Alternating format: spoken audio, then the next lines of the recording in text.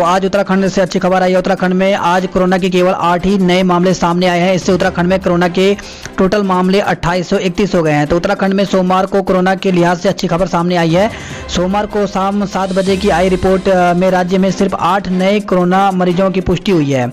तो इसमें जो कोरोना मरीज मिले, इसमें देहरादून में 4, नैनीताल में 2, उधमसिंह नगर में 2 मरीजों में कोरोना की पुष्टि हुई है। देहरादून में मिले मरीजों में एक स्वास्थ्यकर्मी भी शामिल है, जबकि एक शख्स पहले से संक्रमित व्यक्ति के संपर्क में आने से संक्रमित हुआ है। इसके साथ ही एम्स गया एक व्यक्ति भी संक्रमित मिला है। नैनीताल में कोरोना को लेकर के लापरवाही सामने आई है। यहाँ 2 गर्भवती महिलाओं में जांच के दौरान कोरोना से संक्रमित होने का पता चला है। तो इस प्रकार से अगर आप हेल्थ बुलेटिन के अनुसार देखें तो उत्तराखंड में कोरोना मरीजों की संख्या 2831 हो गई है। वहीं आज उत्तराखंड में एक और कोरोना पॉजिटिव मरीज की मौत हो गई है। तो ये जो कोरोना पॉजिटिव जो था वो 65 साल का बुजुर्ग बताया जा रहा है। तो इसकी मौत हो गई है। तो इस प्रकार से मौत का आंकड़ा 39 पहुंच गया है। वहीं अब जो टोटल एक्टिव केस हैं वो 659 है। तो कई मरीज जो हैं वो स्वस्थ होकर के घर पहुंचे हैं। तो इस प्रकार से टोटल जो रिकवरी हुई है वो 2111 की रिकवरी भी हुई है। तो इस प्रकार से अगर देखें तो अल्मोड़ा में कोरोना मरीजों की संख्या 176 हो गई है। वहीं बागेश्वर में 81, चमोली में 73, चंपावत में 54, देहरादून में 681, हरिद्वार में 313, नैनीताल में 470, पौड़ी गढ़वाल में 141, वहीं पिथौरागढ़ में 65, रुद्रप्रयाग में 66, टिहरी गढ़वाल में 416, उधमसिंह नगर में 231, वहीं उत्तरकाशी में 64। तो टोटल मामले 2831 हो गए हैं। तो इस प्रकार से ये Uttarakhand health state control room की रिपोर्ट है। और वहीं आपको बता दें कि उत्तराखंड में 1 जुलाई से 4 धाम यात्रा शुरू हो रही है। तो इसके लिए एसओपी जारी कर दी गई है। तो ये जो गाइडलाइन है इसमें कुछ शर्तें रखी गई हैं। तो उत्तराखंड देवस्थानम बोर्ड ने राज्य के भीतर निवास करने वाले लोगों को 1 जुलाई से 4 धाम की यात्रा की अनुमति दे दी। इस संबंध में बोर्ड के सीईओ रमीनाथ रमन ने एसओपी जारी कर दी है। तो इसके लिए सबसे पहले अगर आपको 4 धाम यात्रा करना है तो इसके लिए आपको वेबसाइट दी गई है badrinathkedarnath.gov.in पर जाकर के अपना पंजीकरण करवाना होगा। अगर व्यक्ति राज्य का निवासी है और राज्य के बाहर से लौटा है तो वो तभी यात्रा कर पाएगा जब वो अपनी क्वारंटाइन अवधि पूरी कर चुका हो। यात्रा करने वालों को सेल्फ डिक्लेरेशन देना अनिवार्य होगा। इसके साथ ही ऑटो जनरेटर ई पास के साथ ही फोटो आईडी और निवास प्रमाण पत्र रखना अनिवार्य होगा। तो ये बहुत जरूरी है, तभी आप यात्रा पर जा सकते हैं। तो यात्रा विश्राम स्थल पर 1 रात से अधिक रुकने की अनुमति नहीं होगी। भूस्खलन या अन्य किसी आपातकालीन अवधि में इसे बढ़ाया जा सकता है। 10 वर्ष से या 65 वर्ष से अधिक उम्र वालों को यात्रा न करने की सलाह है। इसके साथ ही कोविड-19 के लक्षण वाले व्यक्ति भी यात्रा नहीं कर पाएंगे। सभी धामों में कोविड-19 को लेकर के जारी आवश्यक दिशा निर्देशों का पालन जरूरी होगा। मास्क लगाना, सोशल डिस्टेंसिंग के नियमों का पालन करना होगा। वहीं 4 धामों में बाहर से प्रसाद लाने पर प्रतिबंध रहेगा।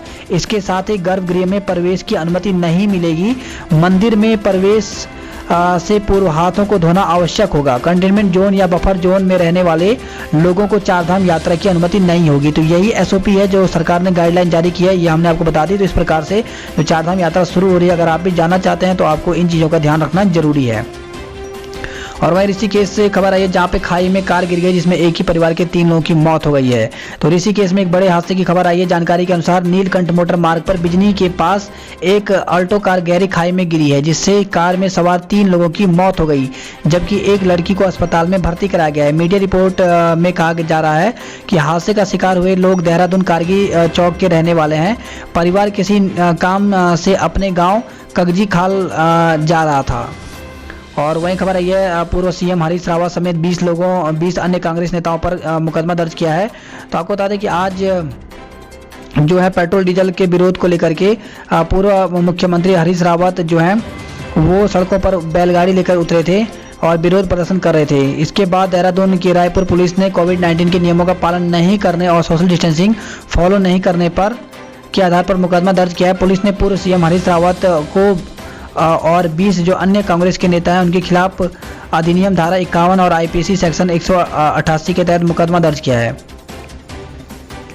और वही खबर आ रही, प्रवासी को ई पास में गलत जानकारी देना पड़ा भारी, पुलिस ने संगीन धारा में दर्ज किए मुकदमे। तो पुलिस ने साफ कर दिया कि यदि कोई व्यक्ति ई पास में गलत जानकारी देता है तो उसके खिलाफ सख्त कार्रवाई की जाएगी। कुछ लोग संस्थागत क्वारंटाइन से बचने के लिए इस तरह की हरकत कर रहे हैं। तो उत्तराखंड में प्राथमिक शिक्षक भर्ती की सुनवाई लगातार चल रही है और आप देख सकते हैं ये अपडेट है कोर्ट की ओर से और नेक्स्ट जो सुनवाई है वो 30 जून को होने जा रही है।